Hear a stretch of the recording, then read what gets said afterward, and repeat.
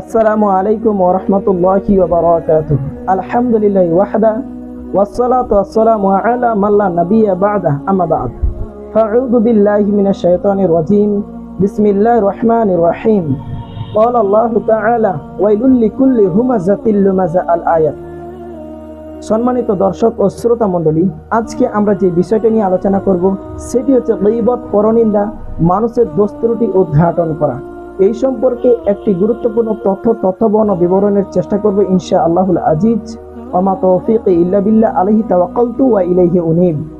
সম্মানিত দর্শক ও শ্রোতা মণ্ডলী, যেসব পাপ করলে সরাসরি জাহান্নাম ঘোষণা করা হয়েছে তার একটি বড় পাপ হচ্ছে গীবত, পরনিন্দা, মানুষের দোষ ত্রুটি উদ্ঘাটন করা। যেসব পাপ করলে আল্লাহর কাছে ক্ষমা পাওয়া যায় না তার একটি বড় পাপ হচ্ছে গীবত, পরনিন্দা, মানুষের দোষ ত্রুটি উদ্ঘাটন করা। যেসব পাপ করলে মানুষের জন্য পরকাল হারিয়ে যায় তার একটি বড় পাপ হচ্ছে গীবত, পরনিন্দা, মানুষের দোষ ত্রুটি উদ্ঘাটন করা। সম্মানিত দর্শক ও শ্রোতা মণ্ডলী, আজকে আমরা যে বিষয়টা নিয়ে আলোচনা করব সেটি হচ্ছে গীবত। গীবত কাকে বলে, কি কি কাজ করলে গীবত হয়, এই সম্পর্কে আজকে আমরা সংক্ষিপ্ত সময়ে খুব গুরুত্বপূর্ণ কথাগুলো নিয়ে আমরা আলোচনা করব। এই ব্যাপারে রাসূল সাল্লাল্লাহু আলাইহি ওয়াসাল্লামের একটি হাদিসটি আপনি পাবেন আবু দাউদ 5 নম্বর খণ্ড 36 অধ্যায় 40 অনুচ্ছেদ হাদিস নাম্বার 4874। হাদিসের মধ্যে বলা হচ্ছে, একদিন রাসূল সাল্লাল্লাহু আলাইহি ওয়াসাল্লাম সাহাবীদেরকে নিয়ে বসে আছেন। এমন তো সময় রাসূল সাল্লাল্লাহু আলাইহি ওয়াসাল্লাম বললেন, মাল গীবা, গীবত কাকে বলে তোমরা কি জানো? তখন সাহাবীরা বললেন, আল্লাহু ওয়া রাসূলুহু আলাম, আল্লাহ এবং তার রাসূলই ভালো জানে, তা আমরা জানি না গীবত কাকে বলে। রাসূল সাল্লাল্লাহু আলাইহি ওয়াসাল্লাম বললেন, যিকরুকা আখাকা বিমা ইয়াকরা, তুমি তোমার ভাই সম্পর্কে এমন কোনো কথা বলো যা তাকে শুনে খারাপ লাগে, এটাই হচ্ছে গীবত। একজন সাহাবী উঠে দাঁড়িয়ে গেলেন এবং প্রশ্ন করলেন, আল্লাহ রাসূল, আর আইতাইন কানা ফিহি মা কুল, আমি যা বলি যদি আমার ভাইয়ের মধ্যে সেটা থাকে তাহলেও কি গীবত হবে? অর্থাৎ আমি যদি আমার ভাই যদি চুরি করে থাকে আর আমি যদি বলি আমার ভাই চোর, তাহলেও কি গীবত হবে? আমার ভাই যদি জেনা করে থাকে আর আমি যদি বলি আমার ভাই জেনা করেছে, তাহলেও কি গীবত হবে? রাসূল সাল্লাল্লাহু আলাইহি ওয়াসাল্লাম বলেন, ইন কানা ফিহি মা তাকুলু ফাকাদ ইগতাবতা, হ্যাঁ তুমি যা বলো যদি তা তোমার ভাইয়ের মধ্যে থাকে তাহলে তুমি গীবত করলে। অর্থাৎ তোমার ভাই যদি চুরি করে থাকে আর তুমি যদি বলো আমার ভাই চোর, তাহলে তুমি গীবত করলে। তোমার ভাই যদি জেনা করে থাকে আর তুমি যদি বলে বেড়াও আমার ভাই জেনা করেছে, তাহলে তুমি গীবত করলে। এই হাদিস থেকে আমরা বুঝতে পারলাম যে বাস্তব জিনিসের নামই হচ্ছে গীবত। তারপরের বাক্য বলছেন, ওয়া ইল্লাম ইয়াকুনু ফিহি মা তাকুলু ফাকাদ বাহাস্তা, আর তোমার ভাই যদি সে কাজটি না করে থাকে আর তুমি যদি বলো তাহলে তুমি তার উপরে মিথ্যা অপবাদ দিলে। সম্মানিত দর্শক ও শ্রোতা মণ্ডলী, আশা করি আমি আপনাদেরকে এইখানে এই বিষয়টা ক্লিয়ার করতে পেরেছি যে আপনি যেই কাজটা করবেন সেইটা যদি অপর কেউ আপনার ব্যাপারে বলে বেড়ায় তাহলে সেটাই হচ্ছে গীবত। মানে বাস্তব জিনিসের নামই হচ্ছে গীবত। আরেকটি হাদিস নিন আপনি, আবু দাউদ 5 নম্বর খণ্ড 36 অধ্যায় 40 অনুচ্ছেদ হাদিস নাম্বার 4874। হাদিসের মধ্যে বলা হচ্ছে, একদিন মা আয়েশা রাদিয়াল্লাহু তাআলা আনহা আল্লাহর রাসূলকে বলছেন, আল্লাহ রাসূল, হাসবুকা মিন সাফিয়াতা কাজা ওয়া কাজা, আল্লাহ রাসূল সাফিয়াকে তো চেনার জন্য এতটুকুই যথেষ্ট, সে একজন বাঠো কিংবা খাটো মহিলা, এইটুকুর জন্যই তো যথেষ্ট তাকে চেনার জন্য। তো রাসূল সাল্লাল্লাহু আলাইহি সাল্লামকে যখন এই বাক্যটা বললেন, তখন রাসূল সাল্লাল্লাহু আলাইহি সাল্লাম বললেন, তুমি এমন একটি বাক্য বলেছো, এই বাক্য যদি সমুদ্রের পানিতে ফেলে দেওয়া হয় তাহলে সমুদ্রের পানির রং পরিবর্তন হয়ে যাবে। কিন্তু আসলে সাফিয়া একটু বাঠো ছিলেন, সে দেখতে একটু খাটো ছিলেন। হক কথাটাই মা আয়েশা বলেছেন।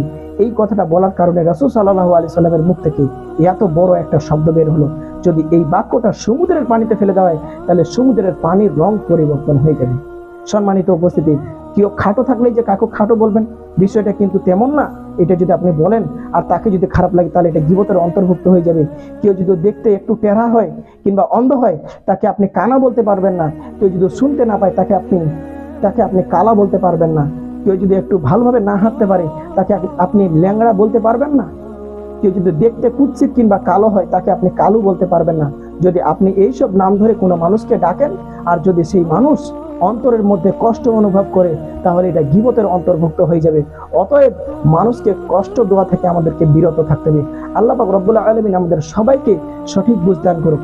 এই ব্যাপারে আল্লাহ পাক রব্বুল আলামিন পবিত্র কুরআনুল কারীমের মধ্যে বলেছেন, সূরা হুমাযা 30 নম্বর পারা 103 নম্বর সূরা 1ম নম্বর আয়াতের মধ্যে বলছেন, ওয়াইলুল লিকুল্লি হুমাযাতিল লুমাযা, ওইসব ব্যক্তির জন্য ধ্বংস সুনিশ্চিত যারা সামনে এবং পিছনে মানুষের নিন্দা করে, গীবত করে, পরনিন্দা করে। অতএব মানুষের গীবত করবেন না, সামনেই হোক কিংবা পিছনেই হোক। কোনো অবস্থাতেই মানুষের গীবত পরনিন্দা করা যাবে না।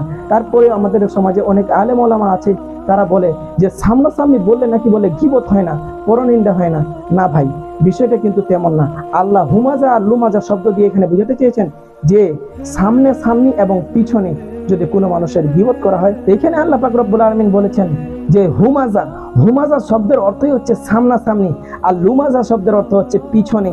আপনি যদি কোনো মানুষের সামনে কিংবা পিছনে গীবত করেন, তাকে কষ্ট দেওয়ার মতো কোনো কথা বলেন, আর সেই যদি অন্তরে কষ্ট অনুভব করে, তাহলে সেটা গীবতের অন্তর্ভুক্ত হয়ে যাবে। অতএব গীবত পরনিন্দা থেকে বাঁচতে হবে। হ্যাঁ, আপনার সামনে যদি কোনো মানুষ কোনো খারাপ কাজ করে, তাহলে আপনি পার্সোনালি তাকে ডেকে নিয়ে যেয়ে এক জায়গায় বলেন, ভাই আপনি যে এই কাজটি করলেন, আপনি যে এই কর্মটা করলেন, আপনি যে এরকম করলেন, এটা কিন্তু মোটেও ঠিক হয়নি। অতএব আপনি এই খারাপ কাজ ছেড়ে দেওয়ার চেষ্টা করুন। আপনি পার্সোনালভাবে তাকে ডেকে একাকী হয়ে আপনি তাকে সতর্ক করতে পারেন, এটা ইসলাম সম্বোধন করে। কিন্তু 10 জনের সামনে, 20 জনের সামনে আপনি একদম জোর আওয়াজে উঁচু কণ্ঠে তাকে ধমক দিয়ে দিয়ে বলছেন, এটা কেন করলে, এটা করা ঠিক নয়, তুমি একজন কাপুরুষ, তুমি বীর পুরুষ নয়, তুমি এই কাজটা তোমার করা ঠিক হয়নি। এই নিয়ম নীতি, এই রীতিনীতি, এই শিষ্টাচার ইসলাম কখনো পছন্দ করেন না। অতএব আমাদেরকে এইসব রীতিনীতি এবং শিষ্টাচার থেকে বের হয়ে আসতে হবে। আল্লাহ পাক রব্বুল আলামিন আমাদের সবাইকে সঠিক বুঝদান করুক। আমরা পড়ি আল্লাহুম্মা আমিন। আসসালামু আলাইকুম ওয়া রাহমাতুল্লাহি ওয়া বারাকাতুহু।